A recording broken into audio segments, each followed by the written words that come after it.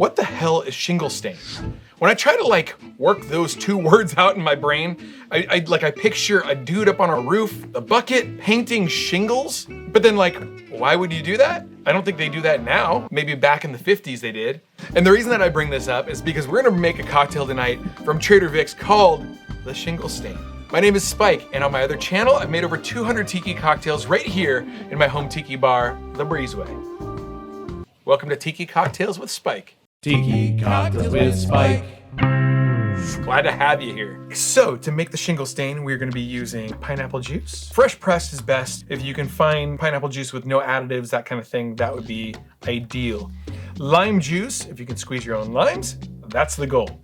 And then cranberry juice. This is a full curveball ingredient. What sold me on this stuff, Nudesen, just cranberry, 100% cranberry juice, not from concentrate, no added anything else. So that's the goal. If you can find something like that, that would be ideal.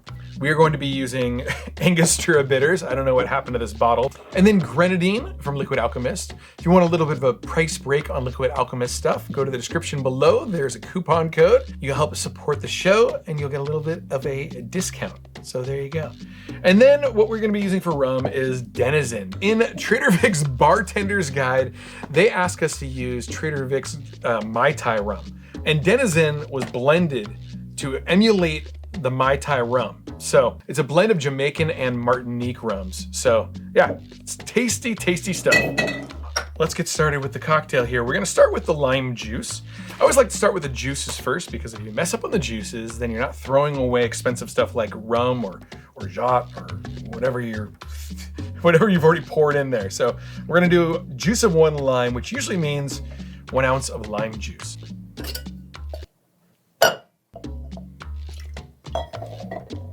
Okay, let's do ½ an ounce of pineapple juice.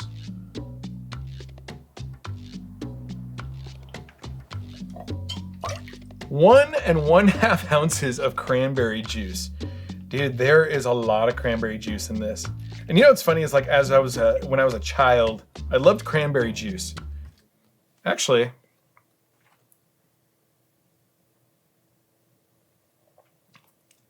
oh, man, I think the cranberry juice that my mom was giving me had a lot of sugar in it. That is so tart. We're gonna drink that? Oh man.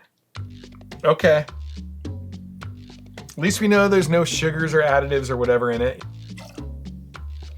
One of the best ways to say if a cocktail is good or not is if you say, yeah, I would order it again. So at the end of this episode, I'm gonna let you know if I ordered this drink in a bar, would I order it again? Judging by that, I don't really have high hopes for this. We'll see. Damn. Okay, 1/4 ounce of grenadine. Very sweet smelling. There we go. There's a lot of berries going on here. Grenadine comes from pomegranate, of course, and then cranberry comes from cranberries. But I don't see a whole lot of sugar here, aside from the fruit juices that naturally have sugar in them. So, like pineapple juice, maybe that'll help sweeten it up. Oh, dude, this seems bad. Seems like a bad idea. We're gonna do 2 ounces of Denizen rum. Oh, smells so good. Smells like a Mai Tai. If you're familiar with Trader Vic's Mai Tais, the rum is very distinct, especially when you use that blend of Martinique and Jamaican. Okay. It says to do 2 dashes of Angostura bitters. In a big dasher bottle like this, that's all chewed up, 1 big one is probably 2 normal ones. I think 2 would be like 4 normal ones, so. Okay, so that is the drink right there. Let me introduce you to one of my favorite cocktail glasses in the history of Trader Vic's glassware. That is the 10-pin Pilsner glass. Look at how gorgeous this glass is. And the reason they call it a 10-pin Pilsner is because you flip it upside down. Looks like a little bowling pin. I had one of these before and I used it all since the beginning of my show, my other channel, like 4 years ago. I was cleaning the counter in my kitchen and I went like that. And I hit my favorite glass in the world and it exploded on the floor. These are not easy to come by. Finally, after several years, found 2 more of these things. They are so rare.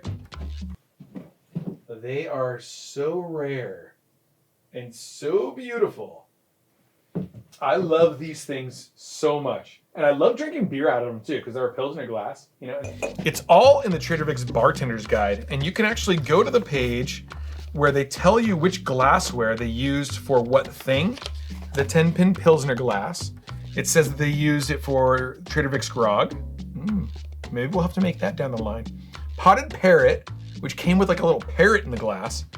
Bahia, and Shingle Stain. Didn't they serve beers in these things too? Thought they did. Okay, enough about the glass. Let's make the cocktail. We're gonna fill this tin with ice. I'm using pebble ice here. A couple big scoops, and then we are going to pour the cocktail in on top of it.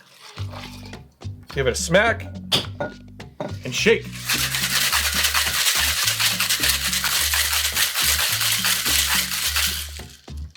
Whew. Give it a smack, and it is freezing cold. Look at that, dude. So cold. And we are going to pour it into the 10-pin Pilsner glass. Look at that color. Look at the froth from the shaking. And just about perfect. Look at that. Okay, I told you that there's a bizarre garnish.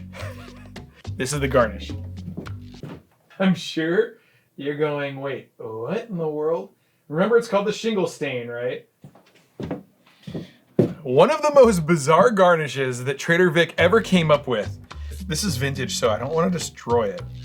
I don't know if they're using these anymore. It depicts like this Hawaiian dude with his ass hanging out, painting the shingles on some house. And then there's like this wahine on the other side with her boobies out and her ass out.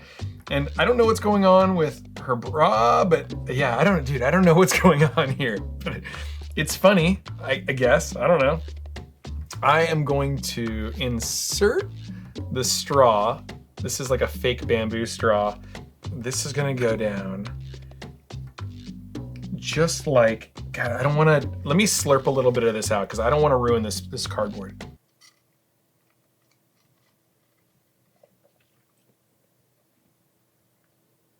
Huh, okay. I'll tell you what I think about the drink in just a second. Okay, that's what the drink looks like. Weird, right? And so, from Trader Vic's in the 60s, 70s maybe?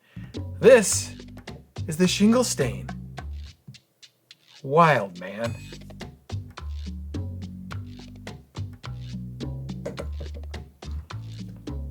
It is tart. It is bitter. It's not unpleasant. Like, is there no sugar in this? I'm telling you, dude, I didn't see, let me find that recipe again. No sugar in there at all. They do say to decorate it with fresh mint, but I guess that's if you don't have the little hut there. I mean, like, how do you even come up with this name? I guess that's what Shingle Stain looks like. This kind of super red color. I don't know. But then the garnish, dude. To like put these people, these basically naked people on top of a roof painting it. Is she throwing her bra over or her bikini top over for him to grab because she's falling down the roof? Who knows? I have no idea. Oh man, well, all in good fun. Oh, would I order this again? No, dude, this is gross. It's too bitter, it's too tart. Maybe somebody would like it. I don't know, make it at home. Let me know in the comments below.